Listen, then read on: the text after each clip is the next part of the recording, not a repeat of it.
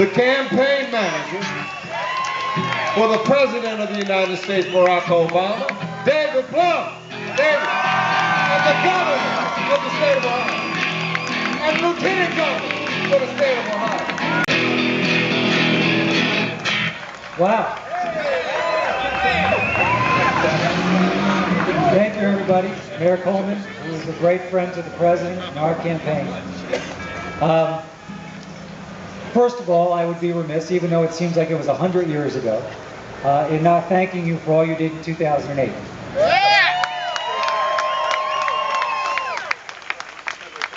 What you guys did here in Columbus and throughout the state was remarkable.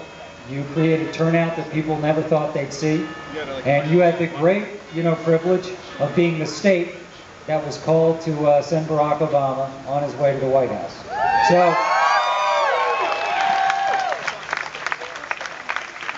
So here you are again, working hard and caring about the future of your country and your state. And you've got a momentous election here in Ohio coming up in 35 days. Now, I'm not a great orator. I'll leave that to these two behind me. But I'm going to talk a little bit about politics. And today early vote starts. At least 30% of the vote in Ohio is going to vote early.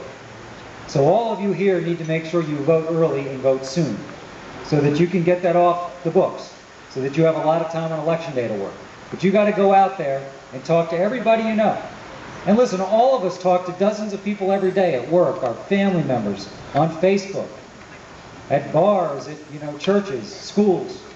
You got to live a little bit out of your life in this campaign the next 35 days, because we've got enough people sitting there here in Columbus, throughout Ohio, to win this election going away. Tens of thousands of people who would never think about voting for John Kasich, but who aren't yet sure they're going to vote for a variety of reasons. And you got to go out and talk to them. The governor is doing a great job of making his case. And this race is an absolute dead heat.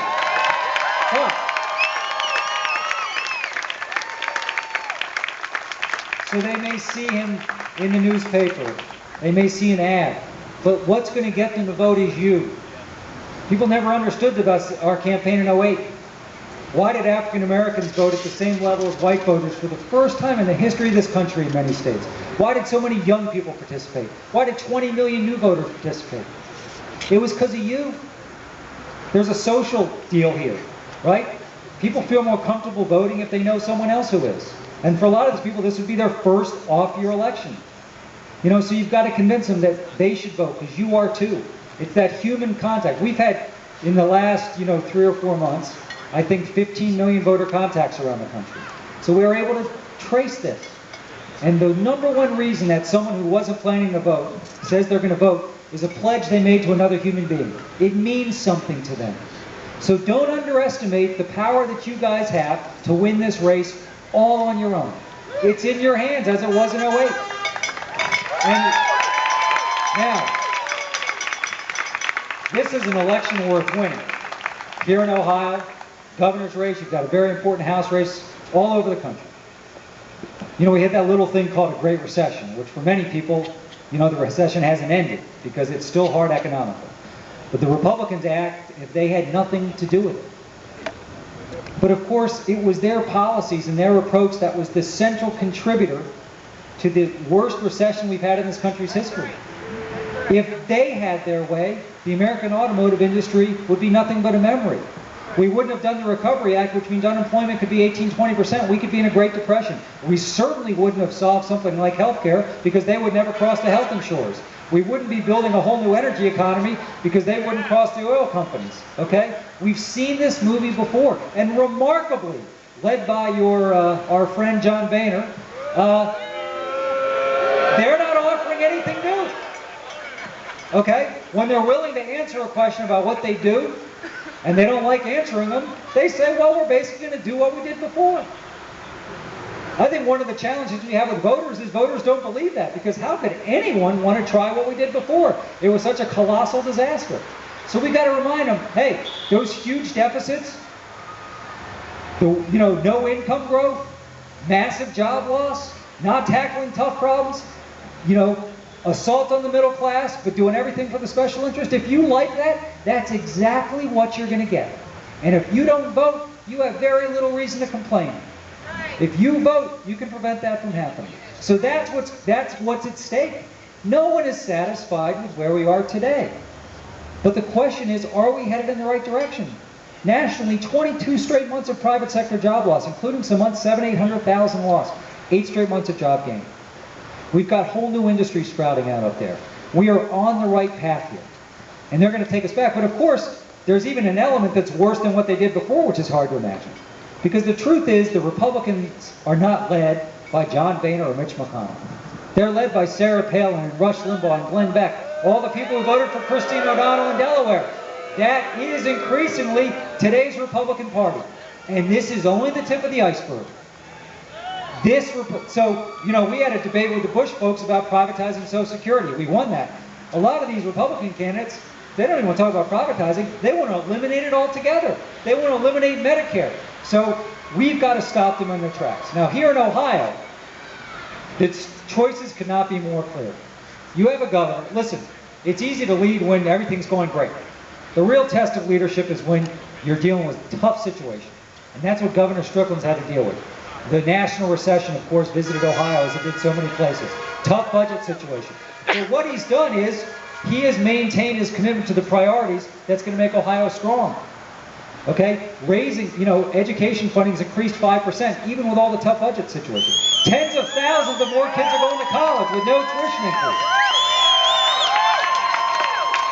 You know, new energy technology jobs and healthcare technology and biosciences. These are the jobs of the future. And they're going to pay good wages and be steady. So there's an approach here that is steady, that's focused on the middle class, that's focused on honest leadership. Obviously, his opponent would bring the same Wall Street sensibilities he learned, you know, in the Lehman Brothers conference room to the governor's mansion. And this would be a disaster for the entire state, but particularly the middle class and people trying to get in the middle class. You know, huge education, healthcare, economic competitiveness here. And the truth is, Ohio is doing better than most states at weathering this economic collapse. The clouds are parting here. But we've got to stay the course. And if John Kasich becomes governor, we will most certainly not stay the course. And you're going to see Wall Street economics, government sort of by and for the wealthy special interests, and not for the people who really need a voice in our government. So this is... Hey, it is good to be home, Columbus. How are you? It is great. Today is Election Day, and we are so excited. 35 days to bring this home, 34 now. We got a few more hours for the polls. But you know what? We are fired up. We have been in Cleveland and Youngstown and Warren and Painesville and Akron. And I got to tell you, all over the state, people are excited about this race. So I'm going to tell you some things I've been sharing today because I am tired of hearing them say that Democrats aren't motivated to get out to vote. Because I don't know who they're looking at, but the people I'm talking to are motivated.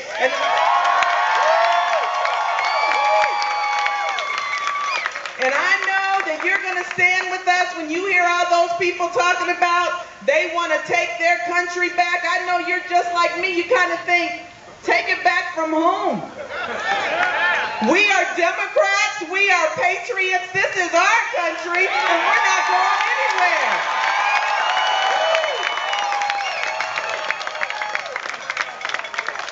You know, when I was growing up, my grandmother used to say to me, when people are talking about you, she said, go run tell that. So you know what? People are talking about us, so I'm going to tell you some things I want you to go run tell that. In case you missed it on Friday, Ohio's unemployment rate has decreased for the 5th consecutive month. Go run tell that. A few weeks ago, the Philadelphia Federal Reserve Board said Ohio has the 6th fastest growing economy in the country. Go run tell that.